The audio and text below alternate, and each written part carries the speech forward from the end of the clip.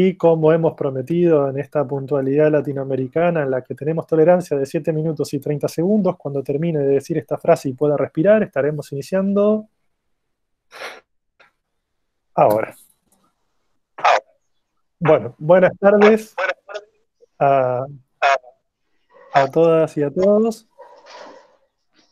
Les pedimos que a medida que vayan ingresando silencien su micrófono, de forma tal que no tengamos un eco y reverberancia.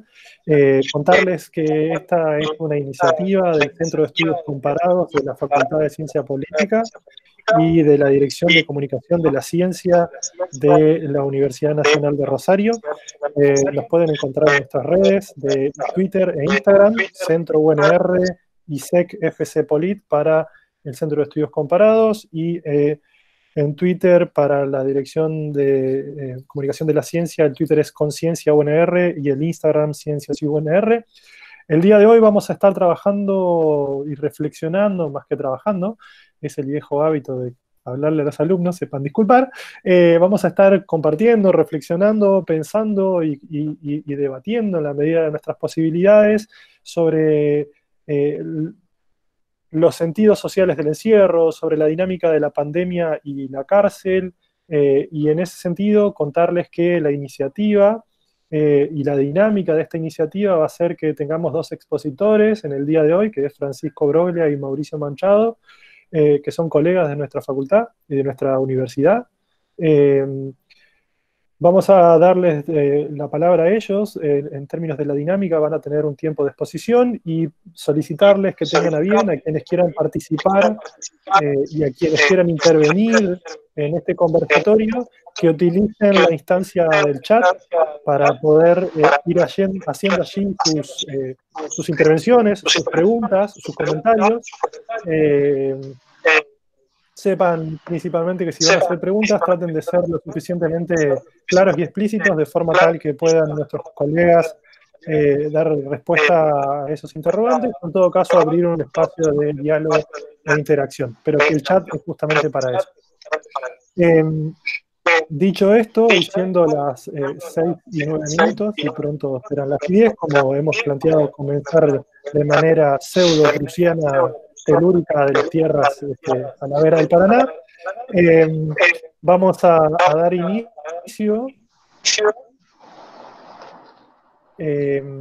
a esta iniciativa, para lo cual voy a invitarle luego a Francisco que comience diciendo justamente que es un placer para nosotros tenerlo aquí,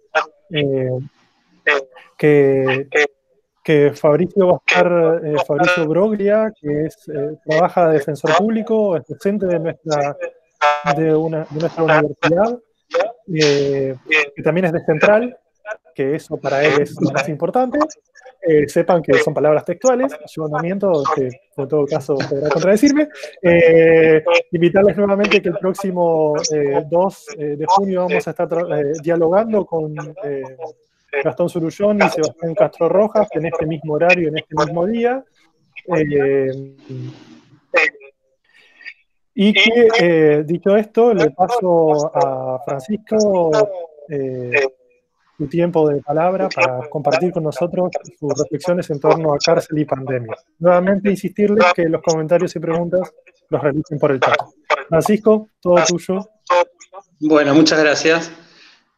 Ante todo, agradecer la invitación. Realmente es un honor y un gusto estar aquí con ustedes en este contexto tan extraño, ¿no?, para todos, y de esta manera también tan nueva. Si escuchan un perro o alguna niña que pide por algo, agua, galletitas, una película, lo que sea, no se asusten, es que estoy acá rodeado de niños en mi casa, y de mascotas también.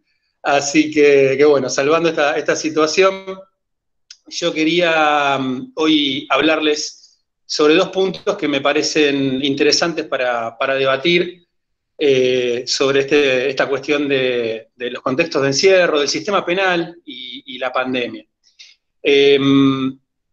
Las 2 cuestiones con las cuales quería disparar algunas discusiones tienen que ver, en primer lugar, con algo que todos nos enteramos en los últimos tiempos, en los últimos días, que tiene que ver con este bombardeo relacionado con una supuesta liberación de presos masiva de las cárceles de la Argentina, ¿no? Esto apareció en los medios de comunicación, algunos medios de una manera un poco más extrema, hablando de liberación de violadores y asesinos, agentes políticos, ¿no? Recordamos la senadora por provincia de Buenos Aires hablando de un tsunami de excarcelaciones que iban a desencadenar una salida en manada de personas de las cárceles que iban a apropiarse de los medios de producción. Lo primero que hay que decir es que esa liberación masiva de presos no existió nunca, es decir, no hubo ningún proyecto de ese tipo, ni tampoco se concretó algo ni cercano a una liberación de presos. Sí se hicieron, y aquí es donde está la cuestión, porque siempre la noticia falsa tiene un sustento de realidad. La cuestión es que sí se hicieron muchas presentaciones, sobre todo al comienzo de la cuarentena, tanto aquí como en otras provincias, desde las defensas de las personas privadas de la libertad a los fines de intentar abordar las situaciones de riesgo, es decir, las personas que eran por edad o por tener alguna enfermedad preexistente más vulnerables al virus COVID-19. Lo cierto es que estas presentaciones, que tampoco fueron masivas ni en grandes cantidades, sino que muy limitadas a situaciones concretas, no tuvieron muchas resoluciones favorables por parte de los tribunales. Aquí en Santa Fe se hicieron 371 presentaciones por parte de la defensa pública y solamente fueron emitidas 56 de esas presentaciones vinculadas a la pandemia. En provincia de Buenos Aires la cuestión es aún más clara. Solamente el 1% de las resoluciones fueron favorables, es decir, muy limitadas en términos de cantidad de estas resoluciones favorables por parte de los tribunales. Esto a pesar de que la situación de riesgo persiste, a pesar de que hay toda una serie de recomendaciones de organismos internacionales, la OMS, la ONU, la Comisión Interamericana de Derechos Humanos, lo que también estuvo resolviendo el Tribunal de Casación Federal en relación a esta cuestión. Es decir, hay toda una serie de recomendaciones que en un punto fueron desoídas por los jueces, a pesar de que la situación de riesgo, como les digo, persiste. Hoy, por supuesto que esto no ha terminado, por más que, sobre todo en la provincia de Santa Fe, tengamos una situación que aparece como más benévola en relación al contagio del virus, pero, como digo, la situación y el contexto de encierro en el que se vive en la provincia de Santa Fe hace que este peligro para las personas privadas de la libertad persista y va a persistir, creo, por mucho tiempo. Hay una situación de superpoblación, de hacinamiento, de carencias de todo tipo, médicas, sanitarias, alimentarias, a las cuales se suma, por supuesto, la presencia de este virus que en cualquier momento puede desencadenar contagios masivos dentro de las unidades penitenciarias. Y la situación en realidad es preocupante porque la situación de hacinamiento y superpoblación en algunas unidades es realmente muy tremenda, en la ciudad de Rosario sobre todo. La unidad de Piñero, la pongo como ejemplo, tiene un cupo legal de 1.300 personas y hay 2.100 personas detenidas hoy en la unidad de Piñero. Esto es realmente una superpoblación muy alta. No llega a ser la superpoblación de provincia de Buenos Aires, pero es un alto porcentaje de superpoblación. Hubo un aumento exponencial de las personas privadas de la libertad en la provincia de Santa Fe en los últimos tiempos. Piensen ustedes que en el año 2014 había 2.000 personas presas en unidades penitenciarias y hoy hay casi 7.000 personas presas en las unidades penitenciarias. Y esto es responsabilidad o irresponsabilidad, para decirlo de una manera un poco más clara, del sistema penal y de las resoluciones de los jueces, que son el elemento determinante para definir la situación de las unidades penitenciarias. Se pueden hacer inversiones, obviamente que se necesitan, obviamente que las inversiones en las unidades penitenciarias de la provincia de Santa Fe no son suficientes, hay una carencia absoluta de todo tipo de inversión. Hay un presupuesto que muchas veces no llega a invertirse en términos concretos, por lo menos no se ve en las unidades penitenciarias ese presupuesto que lo vemos en papel todos los años cuando se aprueba la ley de presupuesto. Pero básicamente, desde mi punto de vista, la única forma de que las unidades penitenciarias no tengan una situación de superpoblación es que los jueces dejen de meter personas presas en forma indiscriminada. Después voy a hablar un poquito de este tema con algunos casos concretos, pero no se resuelve la situación construyendo más cárceles. Vamos a construir más cárceles y las vamos a tener igual de superpobladas que las tenemos hasta el momento, porque esa es la lógica del sistema y es la lógica que va a persistir. En conclusión, para terminar este primer punto, no quiero extenderme tanto, la única manera de prevenir riesgos para las unidades penitenciarias es descomprimir la situación de las unidades, y esto es responsabilidad directa del Poder Judicial. Hay una nota muy interesante en el Cohete a la Luna de Esteban Rodríguez Alzueta sobre este punto que recomiendo para la lectura del domingo, muy interesante.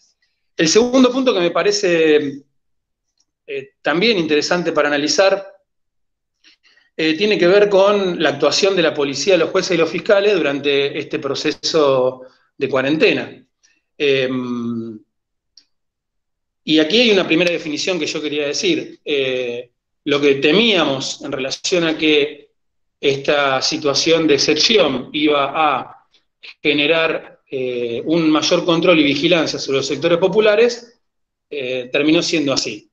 El sistema de justicia mantuvo su dosis de hipocresía y funcionamiento clasista y desigual de siempre. Durante la cuarentena se desempolvó un artículo del Código Penal, que es el artículo 205, que es un artículo, un delito, que sanciona a quien viola las medidas establecidas para la autoridad para prevenir o introducir una pandemia. Y ese es un delito contra la seguridad pública, que como yo le decía, de alguna manera lo desempolvaron, lo sacaron de un cajón en esta última etapa, ¿no? Y durante este proceso se privó de la libertad a muchísima gente. Hubo 28.126 personas detenidas, aprehendidas por el personal policial en la provincia de Santa Fe. Es un dato bastante significativo. Y estas personas que fueron privadas de la libertad en general son de los sectores populares. Nosotros en la Defensoría lo podíamos ver porque muchas de las personas no solamente eran aprehendidas, sino que llegaban incluso a estar varios días detenidas, estar frente a un juez, que un juez tenga que ordenar la libertad. Muchas personas en situación de calle que han transitado también por los tribunales, que han sido aprehendidas. Nosotros hemos presentado acciones de habeas corpus para poder contener esta situación, porque en realidad era el pan de cada día del sistema penal. Es decir, gran parte de lo que hizo el sistema penal en estos 2 meses fue dedicarse a procesar estas causas de personas que violaban la cuarentena. Vuelvo a insistir, personas pobres. El otro día leía por ahí, en alguno de estos posteos de Twitter o de Facebook, alguien hablaba de casa de pobres. Bueno, y es la realidad. La policía salió a cazar pobres con esto con la excusa de la cuarentena y el artículo 205 del Código Penal. Una cuestión que es realmente muy, lo decía antes, muestra la hipocresía del sistema penal, digamos. Yo creo que no hay otra palabra que pueda definir mejor al sistema penal que hipocresía.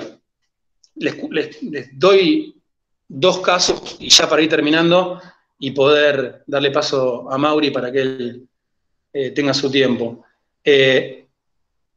Tuve casos de personas privadas de la libertad durante 2 días que tuvieron que ir a una audiencia, que se le pidió la prisión preventiva, a la que tuvimos que defender por estar jugando un partido de fútbol, por ejemplo, ¿no? Y donde además hoy se está discutiendo y se presentaron acciones por violencia institucional, donde la policía ingresó a un barrio en Nuevo Alberdi y se llevó 15 personas detenidas, algunas las sacó de sus casas, según lo que dijo la gente del barrio. Los golpearon, utilizaron acciones violentas.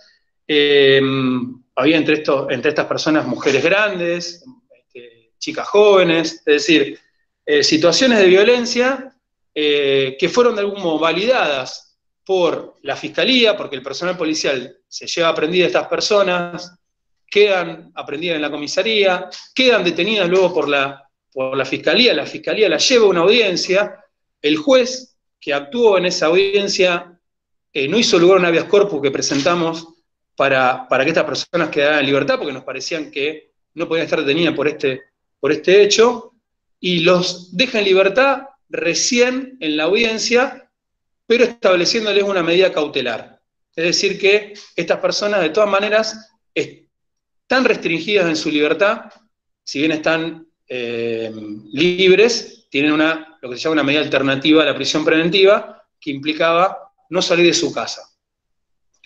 El segundo caso que les quiero comentar es de un defendido mío ya histórico, que es uno de los pocos detenidos que está en prisión preventiva hoy en la provincia de Santa Fe, y que un juez ordenó que estuviera 30 días en prisión preventiva solamente por haber estado por la calle. Y mi defendido explicó por qué estaba por la calle. El caso puntual, ha ido a ver a la novia. Se los comento porque esto tiene relación con lo que vimos o lo que vemos todos los días por la calle. O sea, si uno ve las imágenes del sábado a la tarde en Rosario, la gente por Oroño caminaba libremente y ningún personal policial se le acercó y se lo llevó prendido, ¿no? Hubo una procesión religiosa el domingo por las calles de Rosario y a nadie se le ocurrió el absurdo de que esas personas pudieran ir a una comisaría y estar privadas de la libertad. Y se lo digo también tomando un caso que se puede entender el contenido emotivo, se puede entender la cuestión o el condimento político que puede tener también, pero el velatorio de Tomás Karlovich hubo 1000 personas, 800 personas, y a nadie se le ocurrió llevarse en patrullero a esas personas a una comisaría. Entonces, esa es la hipocresía que marco y que tiene que ver además con una lógica histórica del sistema penal, selectiva, clasista, e injusta y desigual, que se sostiene y que la situación de cuarentena, de algún modo, sirvió como excusa para generar un estado de excepción mayor que el aún existente en los territorios populares. ¿Ves como dice el Martín Fierro? La ley sigue siendo una telaraña que atrapa al bicho chico solamente. Así que bueno, hasta aquí esta brevísima presentación para que podamos discutir después un poquito. Bueno, muchas gracias, Francisco. Les volvemos a recordar que a medida que vayan ingresando, silencien sus micrófonos y que cualquier comentario o pregunta que quieran realizar, pueden ir utilizando el chat de esta sesión para ir allí haciendo los comentarios. Ahora vamos a compartir las reflexiones de Mauricio Manchado, que es profesor de la Facultad de Ciencia Política, proviene de la carrera de Comunicación Social. Por sus siglas dijo que los 4 años previos no le fue tan bien como no le fue bien a Boca, y en este caso nos va a abordar alguna problemática respecto de los sentidos sociales del encierro. Mauri, el tiempo es tuyo. Bueno, muchas gracias primero por la invitación. A pesar de que estas modalidades resultan un tanto extrañas y ajenas para todos y todas, son los modos que tenemos ahora de encontrarnos, así que se celebra la posibilidad todavía de poder encontrarnos al menos virtualmente. Así que agradezco a los integrantes del Centro de Estudio y a la facultad toda por la invitación. La pregunta en torno al encierro parece como que ha tomado ahora una dimensión significativa, sobre todo a partir del 20 de marzo, cuando se decreta el aislamiento preventivo obligatorio. Y claramente hay una primera analogía que se hace respecto de este término, que, bueno, efectivamente, pareciera que ahora que todos experimentamos alguna dimensión del encierro, estaríamos como en condiciones de poder afirmar que sentimos algo parecido a lo que podría sentir alguien que está privado de su libertad, ¿no? En una institución penal como la cárcel. Uno rápidamente, y ahí no tiene que haber estado investigando mucho tiempo en la cárcel, ni haberla transitado para desmentir esa afirmación, sin embargo, la analogía no deja de hacerse en algunos discursos sociales. Y digo que, sin embargo, hay como una suerte, si uno quiere rascar un poco más de esa afirmación, hay como una primer coincidencia, ¿sí?, que podría emparentar este aislamiento con la privación de la libertad, que tiene que ver con una suerte de dimensión jurídica del encierro, ¿no? La dimensión jurídica, quiero decir con esto de que en los dos casos, en ambos tipos de encierro, si queremos nombrarlo de esta manera, hay una definición jurídica que habla del cuidado de quien es encerrado, ¿no? Es decir, si vamos al aislamiento preventivo, social, obligatorio, etcétera, lo que nos están diciendo es, encerrémonos porque esto es para tu cuidado personal, pero también para el cuidado colectivo, ¿no? Es decir, te encerrás en tu casa para que no te enfermes del virus, pero además para que vos no contagies a otro. En algún punto, el encierro que pone en ejercicio la prisión, digamos, las instituciones penales del Estado, las agencias penales del Estado, también se fundan tanto en el artículo 18 de la Constitución como en el artículo 1 de la Ley de Ejecución de la Pena Privativa de la Libertad, que es la que regula la vida en las prisiones de los detenidos, además de decir que esto opera como un fundamento para defender la sociedad, ¿no? Es decir, encerramos al peligroso para que efectivamente podamos evitar que este mal sea mayor, ¿no? Si ya cometió un delito, cometió una transgresión a la ley, evitemos que siga haciéndolo o que lo haga peor, entonces defendemos a la sociedad de alguna manera de un mal mayor, pero también es para resguardo de la persona que es encarcelada. Lo que pasa es que ese dato casi que se pasa desapercibido en la enunciación de la ley, porque la ley dice, la Constitución también lo dice, que es para seguridad del reo, ¿no? Voy a usar un término que se usa en estos textos, digamos, bastante antiguos, digo, la Constitución sobre todo, la Ley de Ejecución Penal es del año 96, es un poco más nueva, y sin embargo, todos hablan de que la cárcel también debe resguardar la seguridad de la persona que encarcela. Entonces, en algún punto uno podría decir que, ojo, hay algo que en términos jurídicos nos emparenta, ¿no? Que es, nos estamos cuidando a nosotros mismos y al mismo tiempo estamos cuidando a los otros. La diferencia ya inicial que hay igual en esa misma definición es que la cárcel lo hace bajo el argumento que yo decía, de defender la sociedad y de asignarle un carácter de peligrosidad a ese otro, que además de esa peligrosidad se emparenta rápidamente con un carácter de monstruosidad, que está fuertemente también alimentado por los sentidos que construyen, entre otros actores, los medios de comunicación, pero no solo los medios de comunicación. Ahora, después, si quieren, es como el segundo aspecto que quería que charlemos, que está relacionado a lo que Francisco dijo al comienzo de su presentación en torno a esta campaña mediática, si queremos nombrarla así, de definir o de hablar de la liberación masiva de los presos, etc.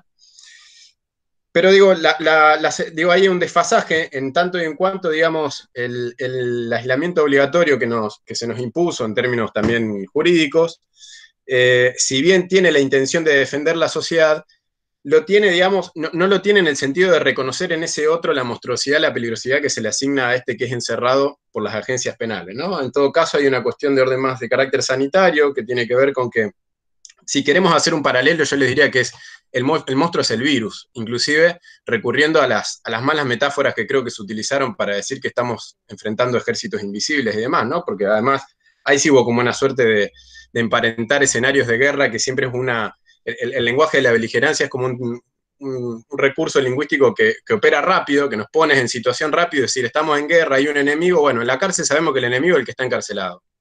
Y mientras no esté encarcelado, el enemigo es el delincuente que está suelto en la ciudad y que va a cometer algún delito.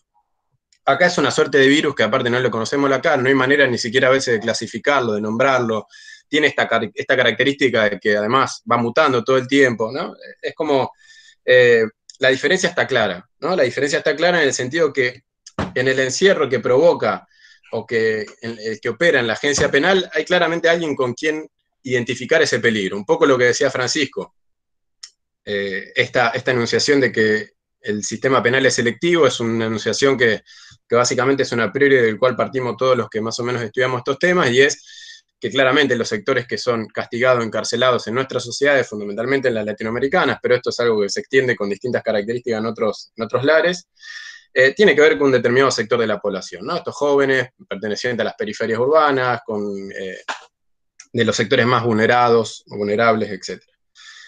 Entonces, digo, hay una primera coincidencia que ya no es coincidencia, si uno quisiese, digamos, también emparentar esto de los encierros. Pero hay otra que me parece mucho más significativa, que tiene que ver con lo que un sociólogo norteamericano, Gershon Sykes, escribió en el año 58, haciendo un análisis de una prisión de máxima seguridad en Estados Unidos, que es una definición que él da para dar cuenta de cuál es la especificidad del encierro penal. Y es que lo que imprime no solamente es la privación de la libertad ambulatoria, sino que también es una serie de sufrimientos del encarcelamiento o dolores del encarcelamiento, también de acuerdo a la traducción que tomemos, que amplían esa primera definición que es vamos a privar estrictamente de la libertad ambulatoria a las personas que encerramos, que de alguna manera es lo que hicieron con nosotros, ¿no? Es decir, nos privaron de cierta libertad ambulatoria, pero que tampoco tiene parangón con la de la cárcel. Porque una vez que ingresás a la cárcel, tal vez la única certeza a priori, y no creo que sea tampoco la única que tenés, es una condena final que te dice que en tal momento terminás la condena en tal día y tal año y salís.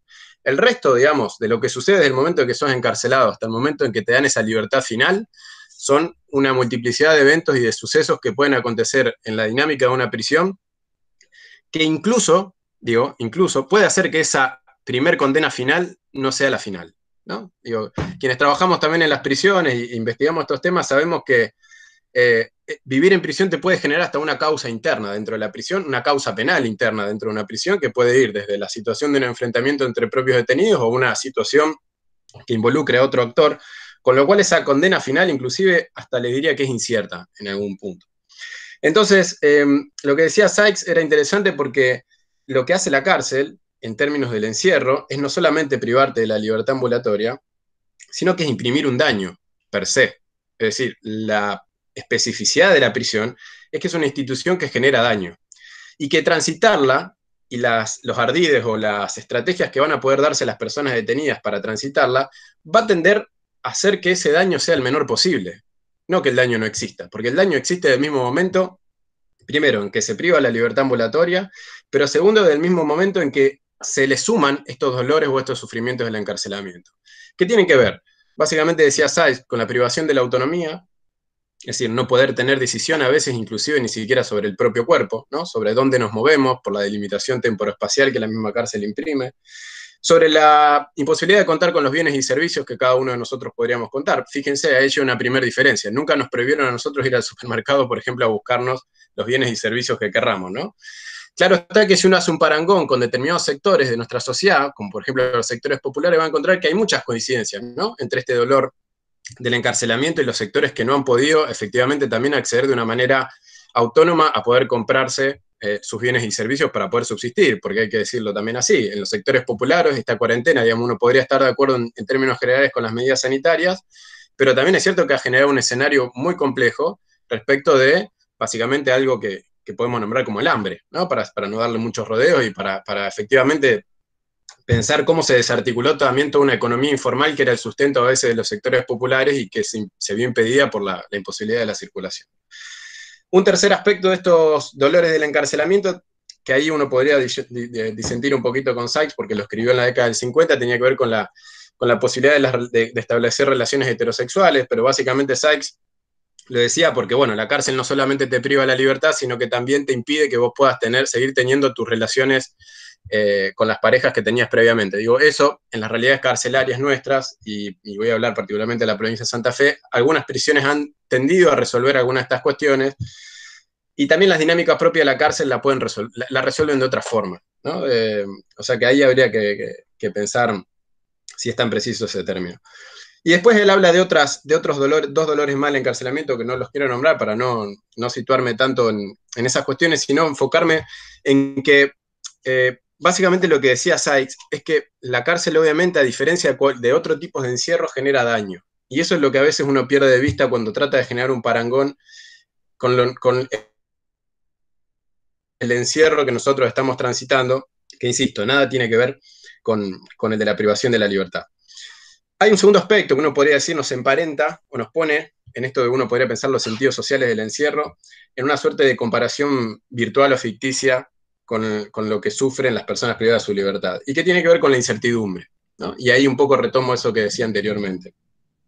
Hay un sociólogo también británico, que escribe un texto muy interesante para poder pensar cuáles son las características de estas prisiones contemporáneas, básicamente porque lo que él plantea es que esos esquemas más disciplinarios que nosotros conocimos con muchos autores, como por ejemplo, para nombrar el más conocido tal vez para los que estemos acá también, Michel Foucault, pero también Erving Goffman, digamos, construyendo estas categorías del dispositivo disciplinario, de la categoría de institución total, etcétera. Si uno va a las realidades carcelarias latinoamericanas, argentinas y santafesinas en particular, va a ver que esos elementos conceptuales se desdibujan, ¿no? Que las disciplinas ya no son tan estrictas como en esas definiciones, que la cárcel es mucho más porosa y mucho más permeable de lo que lo planteaba Goffman con las instituciones totales, que las separaciones entre los cuerpos de profesionales o los cuerpos de los guardias y los cuerpos de los presos no es tan así, tan escindida como Goffman plantea en Internados. Entonces hay un montón de categorías que hay que ir tensionando. Y a mí este análisis que hace Ben Crew, que este sociólogo que les mencionaba, me parece interesante porque él dice: la cárcel ahora ya no se guía tanto por el ejercicio de la disciplina más estricta, sino más bien por una suerte de regulación permanente, que está fundada en la incertidumbre casi como una modalidad de gobierno, ¿no? Como una suerte de ejercicio del poder, la incertidumbre como una técnica de poder para gobernar las prisiones. ¿Por qué? Básicamente, dice él, porque el mayor sufrimiento, tal vez dialogando ahí también con Sykes, que atraviesa el detenido, es no saber qué es lo que va a pasar con el tránsito de su vida en estas instituciones. ¿Y por qué no va a saber, básicamente? Bueno, algunas cuestiones tienen que ver con el campo de lo judicial, y esto lo decía Francisco antes, ¿no? Con el campo de lo jurídico, por decirlo así, que remite a una frase que quienes transitamos las prisiones y quienes, si alguno está escuchando, está como también escuchando y trabajan dentro de las unidades, es recurrente, que es esta frase, y tal vez la han escuchado en los reclamos de las últimas huelgas generales que se hicieron en la provincia de Santa Fe, que es esta figura de los pasados, ¿no? Los pasados, y para ubicarlo rápidamente, remite a personas que están en condiciones objetivas de poder acceder a determinadas libertades, es decir, a las distintas morigeraciones de la pena, que en términos jurídicos uno puede ubicar desde las salidas transitorias, que son de horas, hasta las libertades condicionales o asistidas, para poner los ejemplos más recurrentes, que implican que la ley establece que si reunimos determinadas condiciones objetivas, es decir, conducta, concepto dentro de la cárcel, la conducta referida a la norma, a la convivencia con los otros detenidos, el concepto a lo que se conoce como el tratamiento penitenciario, si respondemos como detenidos a estas condiciones objetivas, estamos legalmente en condiciones de acceder a estas morigeraciones de la pena. Bueno, en Santa Fe no solamente hay un exceso también, como en Argentina en general, del uso de la prisión preventiva, y por eso también nuestras cárceles están pobladas casi en la mitad, casi en un 50% por detenidos que están en condición de procesado, es decir, personas que son detenidas pero que no sabemos si son culpables del delito por el cual se lo acusa, ¿no? Es decir, transitan un montón, y algunos casos transitan durante mucho tiempo esta situación, sino que también está esta condición de los pasados, ¿no? Los pasados son estas personas que ya están en condiciones de poder acceder, pero se pasan. ¿Qué quiere decir se pasa? A mí me toca la libertad condicional el 19 de mayo, y estamos digamos, en 19 de agosto y todavía esa libertad condicional no me la dieron. Es decir, estoy aproximadamente 3 meses pasados y estoy siendo benévolo con el promedio seguramente de los que están pasados dentro de la situación carcelaria. Es decir, yo transcurro un montón de tiempo donde legalmente debería estar fuera de la prisión, pero todavía sigo adentro. Y la pandemia lo que vino a hacer no es más que exponer todos estos mismos problemas que la cárcel ya tenía antes. Nada más que ahora le dio una intensidad que es como una suerte, yo digo, jugando con algunos términos, Foucault tiene un término que es una definición para hablar de cómo los mecanismos disciplinarios se ponen en juego en la cárcel, y él decía la enjambrazón de los mecanismos disciplinarios, ¿no? Es decir, cómo, de alguna manera, él usaba, la enjambrazón para mí igual es una traducción mal hecha, que es embrasé, que en francés como el abrazo, ¿no? Una suerte de cruce, digamos, de sumar cosas, ¿no? Pero sí daba el sentido de que se van como sumando capas. Bueno, yo creo que lo que la pandemia hizo es sumar una capa de excepcionalidad a la excepcionalidad, porque las cárceles viven en la excepcionalidad, ¿no? Las cárceles viven en la urgencia. Si todo el tiempo nosotros estamos diciendo ahora, bueno, esto es una excepcionalidad, esto es una urgencia, una emergencia, bueno, las cárceles vienen transitando esta misma condición y lo que hizo la pandemia fue como ponerle una solapa más, una capa más de excepcionalidad, que lo que hace es poner en escena un montón de aspectos que ya existían, pero que ahora se ven como con mayor claridad. Se ve mayor claridad porque se exponen los riesgos mucho más, porque como decía Francisco, entendemos todos que si sucede algo en términos del ingreso del virus a la cárcel y por la capacidad que nos dicen que tiene el virus de expansión, se expande al ritmo que se expande afuera, sabemos que todas estas medidas, inclusive de precaución, de achatar la curva, de no disparar la curva, etcétera, se verían totalmente desmontados con un simple ingreso, como pasó en Corrientes hace muy poquito, digamos, de que el virus ingresa a la cárcel y rápidamente hay un montón de personas contagiadas. Que además, si sumamos que ahí en esas personas contagiadas puede haber un montón de población de riesgo, que justamente es por la cual se hicieron los pedidos fundamentalmente de prisiones domiciliarias, para poder, bajo este argumento, si el virus entra directamente, casi lo que le espera a esta persona es la muerte, básicamente, en estas condiciones, entre otros aspectos, por la atención sanitaria dentro de las prisiones también es muy deficiente. Entonces, lo que hizo la pandemia es mostrar un montón de aspectos que ya estaban en escena. Y con eso quería, para ir cerrando, poner el foco en la segunda dimensión que quería comentar, que también tiene que ver con los sentidos sociales del encierro, y que es sobre la pregunta de, bueno, ¿qué tipo de representaciones se construyen sobre la cárcel continuamente?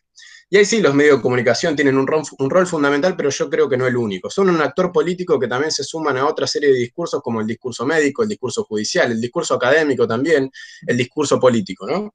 Que lo que hacen es fundamentalmente situar una característica simplemente sobre las personas que están detenidas, que es este rasgo de ser violentos. Y eso lo hemos visto tanto en lo que aparece en los noticiarios, es decir, en las noticias tradicionales y en los medios de comunicación papel, en la sección de policiales, y lo hemos visto también con las ficciones, ¿no? Si uno revisa rápidamente las grandes ficciones carcelarias en Argentina, Tumberos, Marginal, etcétera, va a ver que lo que encuentra constantemente es la exaltación de un atributo que es el de ser violentos. Bueno, es interesante porque para mí esto lo que logró fue como una suerte de desplazamientos del sentido en cuál era el foco que había que poner al momento de hablar de las cárceles durante la pandemia. Si ustedes observan rápidamente, voy a tratar de ser rápido para no abusarme del tiempo, Francisco dijo algo en su exposición.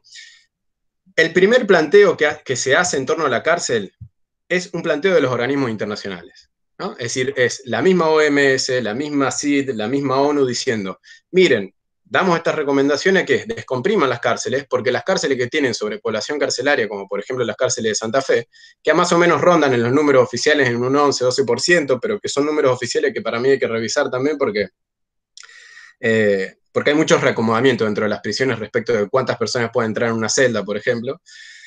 Pero sacando ese asterisco, digamos, el primer discurso que aparece es de estos organismos internacionales, a los cuales le prestamos mucha atención cuando queremos hablar de democracia. Digo, los medios le prestan mucha atención cuando tenemos que hablar de la calidad de la democracia, cuando tenemos que hablar de otros temas, pero parece ser que para la cárcel no era tan importante que estos organismos internacionales prestigiosos, a lo que le estamos haciendo caso respecto a la pandemia inclusive, no para las prisiones. Entonces, es interesante ver que el segundo actor que recupera estos discursos de estos organismos internacionales son los organismos de derechos humanos, fundamentalmente, ¿no? O las organizaciones sociales, o las organizaciones que tienen intervención en las prisiones, las mismas universidades que toman estas recomendaciones y las ponen en escena. Pero no la ponen en escena los grandes medios de comunicación, porque los grandes medios de comunicación no tenían demasiado interés en mostrar esta escena. Básicamente porque contrastaba con la que se ha venido construyendo históricamente sobre las personas detenidas. ¿Cuándo aparece así en los medios de comunicación? Bueno, aparece cuando vemos a un preso colgado de un techo en la cárcel de Devoto, rompiendo el techo para decirles, muchachos, no nos vienen escuchando hace un montón de tiempo, estamos cansados de que nos dejen acá como el último resabio, el último residuo que es de lo social. Bueno, acá estamos, no nos queremos morir acá adentro, ¿no? Ese era un poco el reclamo y la bandera que se veía flamear en Devoto, pero acá en Rosario también sucedieron cosas similares, nada más que no han tenido demasiada repercusión como tuvieron en Buenos Aires. Y entonces eso nos hace pensar básicamente que no se trata, que acá está el desafío, ¿no? Que hubo una suerte de desplazamiento donde en un momento nos encontramos discutiendo sobre el castigo y sobre la cárcel, cuando los organismos internacionales dijeron que había que descomprimir las cárceles porque sus condiciones de hacinamiento y sobrepoblación iban a hacer estallar la situación, a encontrarnos discutiendo sobre los delitos. No sé si les pasó esto, si hacen un pequeño recorrido, en un momento discutíamos, pero mirá, ni hablar que lo veníamos discutiendo cuando una gran parte de la sociedad encontró que cuando metieron en cana a los rugbyers, las cárceles eran malas, ¿no? No sé si se acuerdan, porque previo a la pandemia, todos estábamos conociendo las cárceles de Buenos Aires porque habían metido a 6 pibes rugbyers en una cárcel y era un gran, digamos, era ver cómo transitaban estos pibes, que era una excepcionalidad, como dice Francisco, eran pibes de clase media alta que estaban en cana, entonces era como la excepcionalidad y qué pasaba con estos pibes. Entonces, digo, descubrimos la cárcel en ese sentido, pero es interesante cómo se hace un desplazamiento y cómo también los sectores progresistas terminamos también discutiendo estas cuestiones. Digo, perdón que me autonombre así, digo, pero para hacer un gran paraguas, ¿no? Digo, por lo menos no me defino ni como conservador, ni de derecha, ni demás, pero para hacer un gran paraguas, en un momento como que en lo coloquial decimos pisamos el palito, ¿no? Es decir, porque nos encontramos discutiendo sobre los delitos, sobre la cuestión más mínima de todo esto, que era, bueno, sí hubo algunos delitos sexuales que fueron efectivamente alcanzados por la excepcionalidad de la pandemia, pero ¿por qué? Básicamente porque estaban dentro de esa población de riesgo con determinadas enfermedades previas, etc. Y porque también inclusive hasta nos encontramos con la disyuntiva que había algunos detenidos por delitos de lesa humanidad que habían también pedido esto por condiciones de salud, ¿no? Entonces ahí entraba toda una cosa tan heterogénea que nos hizo correr el foco y nos hizo llevar a discutir inclusive hasta en los sectores, en determinados sectores feministas respecto de estos que se definen como más punitivistas o menos punitivistas, de si estaba bien entonces si estaba bien lo de las liberaciones, que no eran tal, que tampoco son liberaciones, en todo caso son excarcelaciones porque son prisiones domiciliarias, si estaba bien o no estaba bien. Para cerrar quiero decir eso, creo que... Mauri, si podés ir cerrando, por favor. Sí, por eso. Solamente eso, decir cómo, de notar cómo nos fueron desplazando el foco, como una suerte de desplazamiento del sentido, respecto de que en un momento nos encontramos discutiendo sobre la cárcel y sus condiciones estructurales y en un segundo momento nos imperó la discusión sobre los delitos y no sobre el castigo. Yo lo que propongo es, volvamos a la primera discusión y que en todo caso este espacio nos habilite eso, volver a la discusión sobre las condiciones estructurales de vida de la prisión en Argentina y en Santa Fe en particular. Bueno, muchas gracias a ambos por las exposiciones. Les recordamos que pueden ingresar a nuestras redes del Centro de Estudios Comparados, en Twitter en Centro UNR y el Instagram que es SecFCPolid, y lo mismo las redes de la Dirección de Comunicación de la Ciencia, el Twitter es Conciencia UNR y el Instagram es Ciencias UNR. Tal cual le fuimos adelantando y también abrimos la instancia para que mientras voy hablando lo puedan hacer. El chat es la instancia a través de la cual vamos a ir recabando las diferentes preguntas, las intervenciones, los comentarios también que vayan queriendo hacer. Yo en ese sentido voy a retransmitirles tanto a Francisco como a Mauricio las cosas que fueron preguntando, así como también me voy a tomar el arbitrio de, como moderador, también sumar algunas preguntas más. Entonces, en ese sentido, en primer lugar, para Francisco preguntaban cómo o en qué medida se puede articular o frenar la estigmatización de la pobreza, sobre todo pensándolo en la dinámica jurídica o judicial, o institucional judicial. También en qué medida estabas al tanto de casos como por ejemplo los que sucedieron en San Luis, de 2 personas detenidas que luego aparecieron como que se suicidaron. Voy recabando algunas otras más.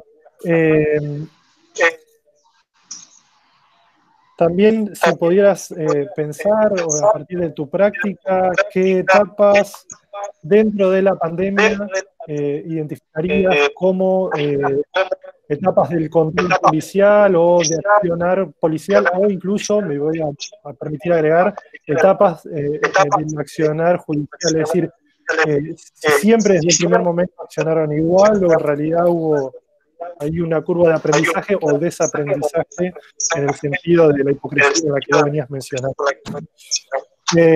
Para Mauri,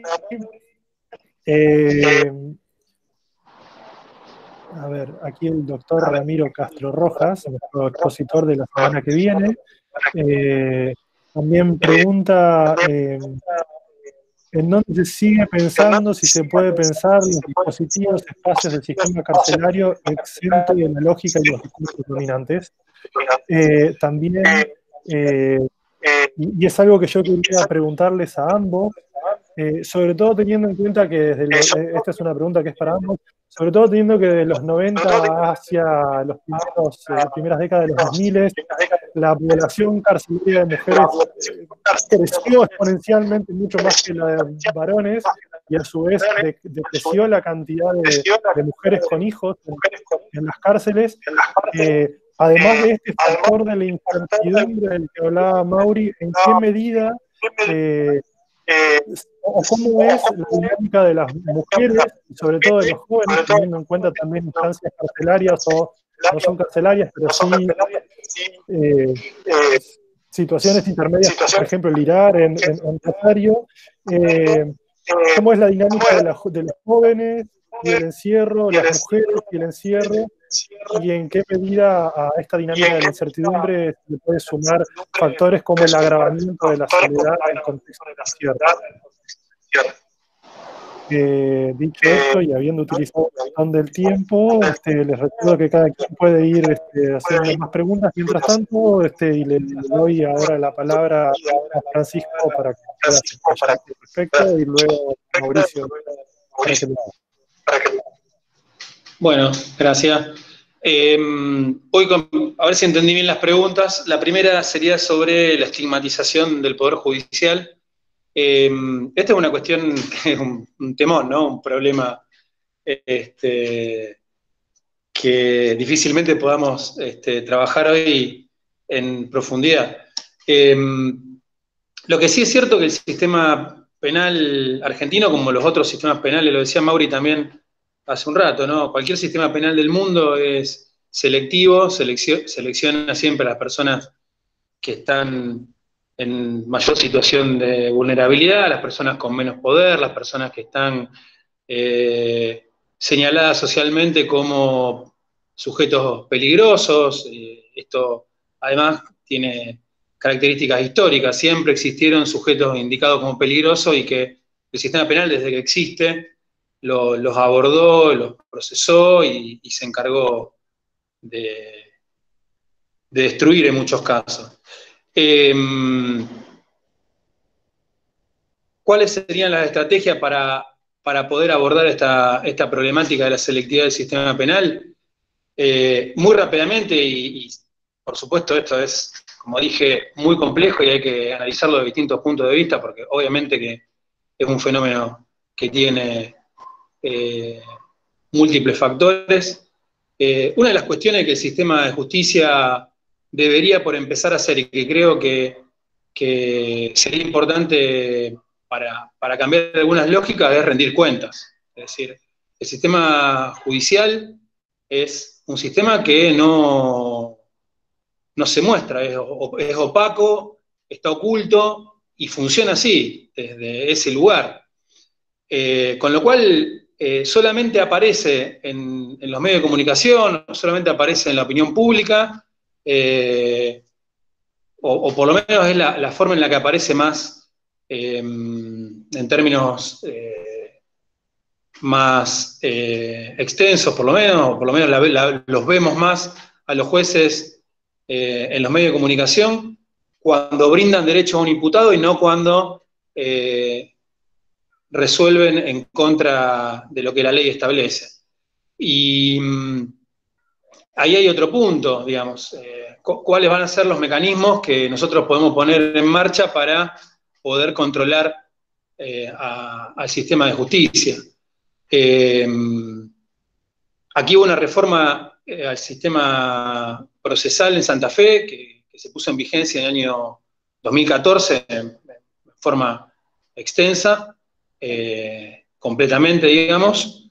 Ya había arrancado con algunas reformas en el año 2008, y supuestamente este sistema es un sistema que tenía dos misiones. Por un lado, hacer más eficiente el sistema de justicia, y por otro lado, garantizar derechos tanto de las personas imputadas como de las presuntas víctimas. Bueno, ninguno de los dos objetivos se cumplieron. Y en realidad no hay discusiones sobre este punto. O sea, que creo que ese es el primer punto, poner en debate al sistema de justicia y que el sistema de justicia rinda cuenta. Los jueces, fiscales, defensores, son las personas los funcionarios de un poder que no se conocen. Es decir, los funcionarios políticos están permanentemente en la picota de la opinión pública, tanto del Poder Ejecutivo como del Poder Legislativo. Los funcionarios judiciales, que forman parte de un poder del Estado, nadie los conoce. Si yo le pregunto a las personas que están fuera del sistema judicial, 5 jueces penales no los van a conocer. Si le pregunto 5 fiscales no los van a conocer. Y eso tiene que ver con un sistema que funciona en forma oculta. Esa es la realidad. Creo que ese es un punto que a mí me parece trascendente. Después la cuestión de los suicidios. Yo no tengo noticia que en Santa Fe haya habido, por lo menos en este último tiempo, personas que hayan muerto de muerte dudosa y que haya investigación en este punto. Yo la verdad que no desconozco. Con lo cual no te puedo dar una respuesta a esa cuestión de los suicidios.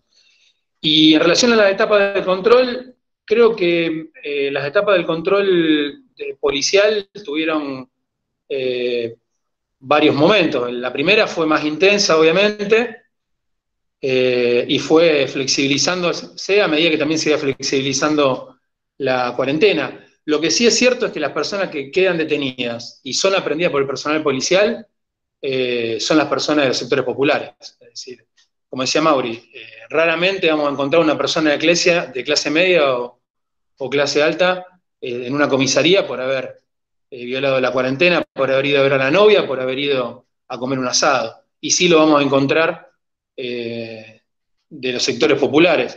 Sí hubo casos al principio de la cuarentena muchísimos más claros. Yo les mencioné uno, pero hubo otros que se dieron al principio de la cuarentena de personas detenidas en comisaría en gran cantidad, en los barrios sobre todo. Me acuerdo de un caso de la comisaría 32, donde hubo 20 personas detenidas en un lugar muy chiquito, en un penal que tiene la comisaría 32, y que enseguida tuvimos que salir a presentar un habeas corpus para que se pudiera resolver la situación, porque además de que esas personas estaban siendo detenidas por un delito que en realidad no debería admitir la prisión preventiva y una detención, estaban en un lugar muy chiquito, 20 personas, con el riesgo que eso implica para justamente lo que se quería evitar, que son los contagios. Entonces, ahí también veríamos una paradoja, una hipocresía del sistema, ¿no? Eso creo que son los puntos más o menos que me habían pasado.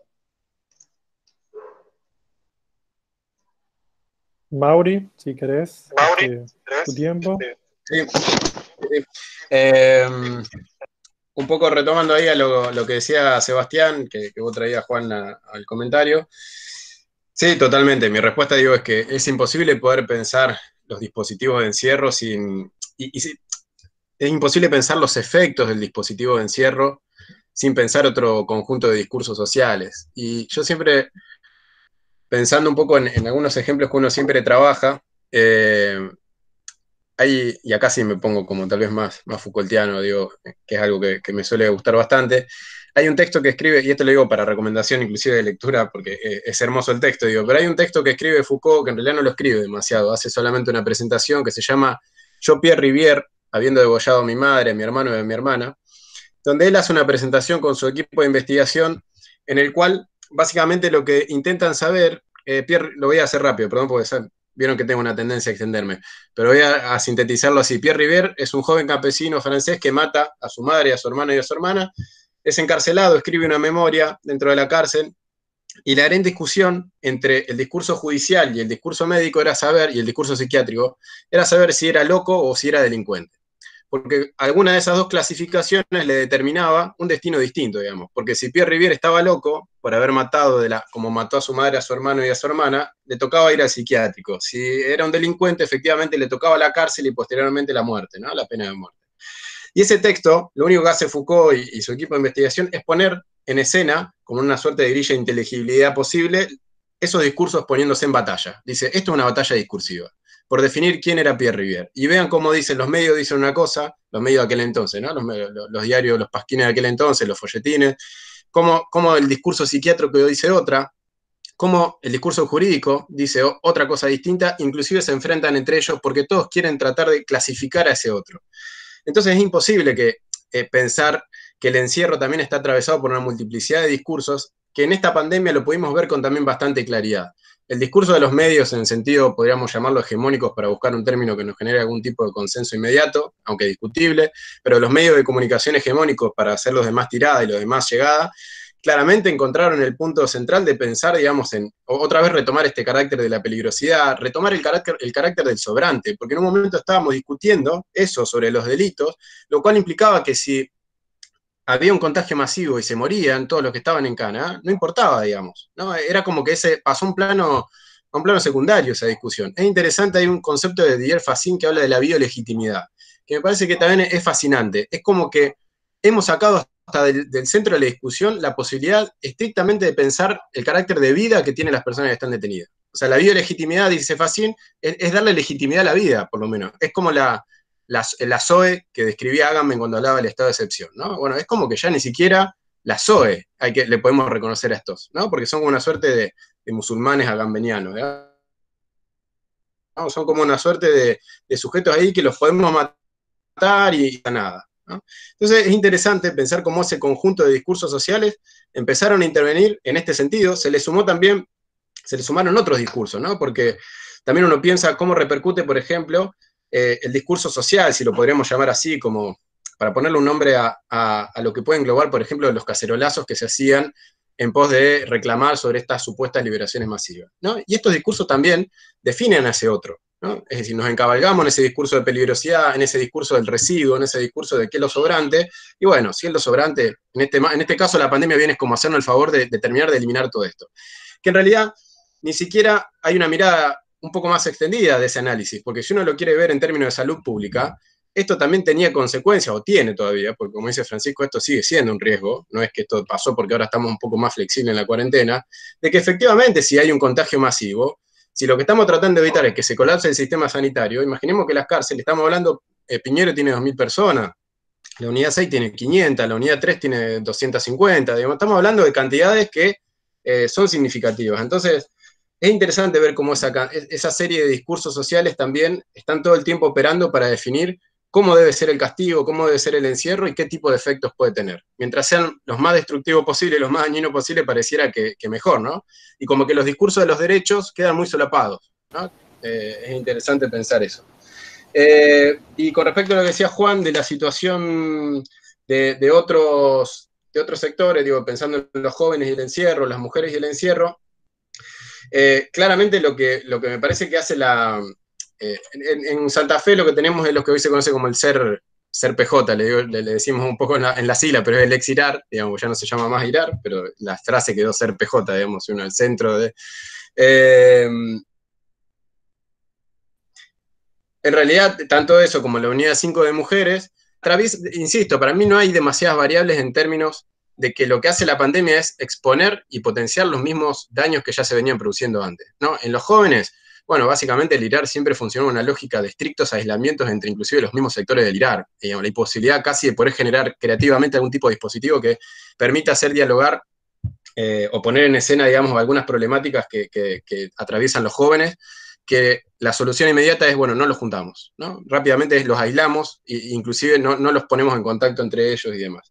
Que no digo que no sean problemáticas que existan, digo, no estoy con esto diciendo que no existen y que los jóvenes en sí tienen conflictos, eso es una realidad también, digo que nuestra creatividad se agota en el aislamiento. ¿Se entiende un poco lo que decía Francisco al comienzo, ¿no? Nuestra creatividad se agota en las recetas que ya vimos que además no han servido para nada, ¿no? Es como queremos reducir el delito y endurecemos el Código Penal y cuando vamos para atrás vemos que son las mismas medidas que se tomaron y que hicieron que el delito aumente, ¿no? Es raro, somos como un tanto ciclotímicos con todas esas medidas. Y con las mujeres sucede lo mismo, digamos. El encarcelamiento de mujeres, ya muchos autores, yo no soy especialista en esto, pero muchas autoras han reflexionado sobre estos estos múltiples encarcelamientos que tienen que ver, o estos múltiples sufrimientos que tienen que ver con ese rol de la mujer, que se ve interpelada también en términos morales, que se ve, digamos, además a cargo del cuidado de sus hijos, de hijos que además están en una prisión con las condiciones que tienen las cárceles, las prisiones de mujeres. Entonces, y a esto le sumamos el dato de la soledad. Yo creo que, Juan, vos dijiste lo de la soledad.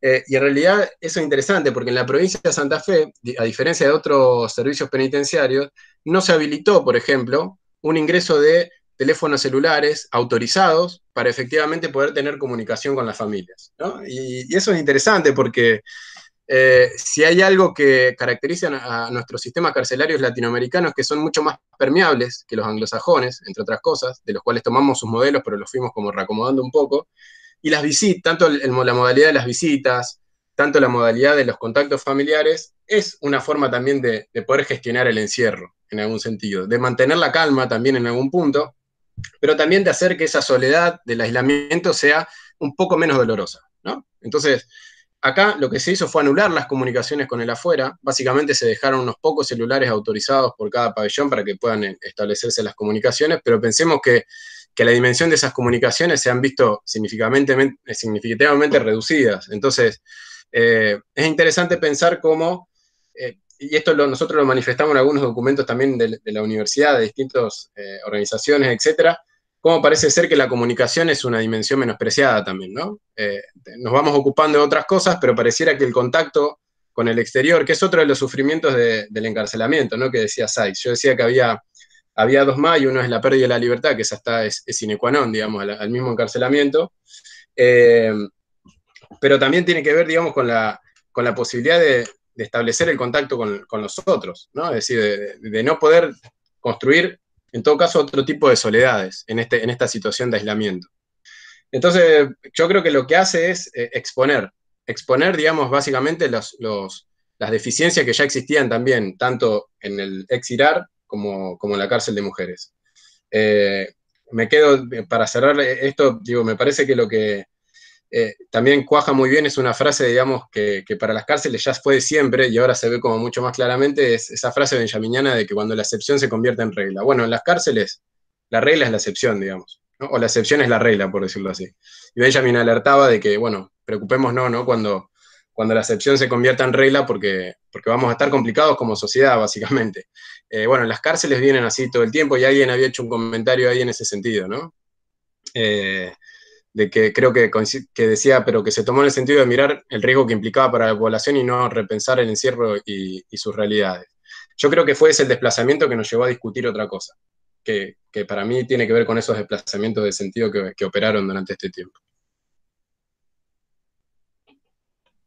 Bueno, muchísimas gracias a todas y a todos por haber compartido esta instancia de encuentro en el marco de nuestra cuarentena. Hoy estuvimos charlando con Francisco Broglia y con Mauricio Manchado sobre cárcel y pandemia y los sentidos sociales del encierro. Les recuerdo que esto es una iniciativa de la Dirección de Comunicación de la Ciencia de la Universidad Nacional de Rosario y del Centro de Estudios Comparados de la Facultad de Ciencia Política de esta universidad, y que pueden entrar en contacto con nosotros y nosotras a través de nuestras redes. En ese sentido, el Centro de Estudios Comparados tiene su cuenta de Twitter, Centro UNR, y el Instagram es SecFCPolit, mientras que la Dirección